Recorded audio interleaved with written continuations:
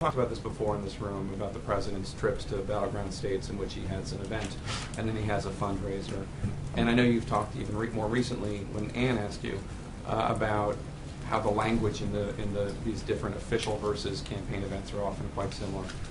What is your message to taxpayers when they see the president flying on Air Force One, doing one official event, one campaign event, flying back, knowing that in a lot of ways, taxpayers are paying for the president to campaign? Well, they're not, first of all, because as in other administrations, including our immediate predecessors, as you know, we follow all the rules and regulations to ensure that the DNC or other relevant political committee pays what is required for the president or first lady to travel to political events. And you know, we go absolutely by the book with regard to the payments according to, depending on which events are campaign or political and which are official.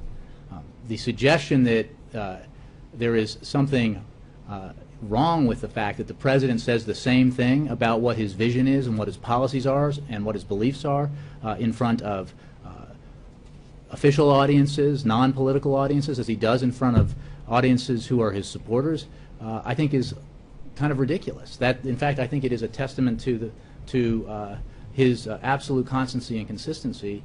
This goes back to Ann's question, that yes, when he stands before supporters who are donating to his campaign, who may be wealthy, and says it is only appropriate that the wealthiest among us do our fair share so that everybody gets a fair shot. That's the same message he has when he's talking about the need to pass the Buffett rule in the Senate. Totally, I think that's absolutely the way it should be. And again, with regards to the way these every president who's been running for re-election in our lifetimes, deals with these matters. I mean, it is by the book, very carefully done, and appropriately done. And as you know, Jake, president is the president 24 hours a day and 7 days a week, and he has to fly on Air Force One. He has to have security and communications. I mean, there are elements of his job that are always with him, regardless of the fact, whether he's in a campaign event or an official event, and costs are apportioned accordingly. But I think the issue is that President Obama is fundraising more than any president before. Each president, you could say this about each president, that he has broken records for fundraisers than the one before. But President Obama has attended dozens more fundraisers than President Bush had done at this point of his presidency, and is going to visit battleground states more than any president. Well, that's a fact that I'd like to contest, because when that was first raised, based on a Wall Street Journal article that included Virginia as evidence of the president's trips to Virginia as evidence of traveling to battleground states, but when it was noted that they didn't include that when assessing President George W. Bush's travel in 2004, they didn't include Virginia because nobody thought Virginia was contested, and if you did include Virginia, Bush actually traveled to more battleground states at an earlier period of time.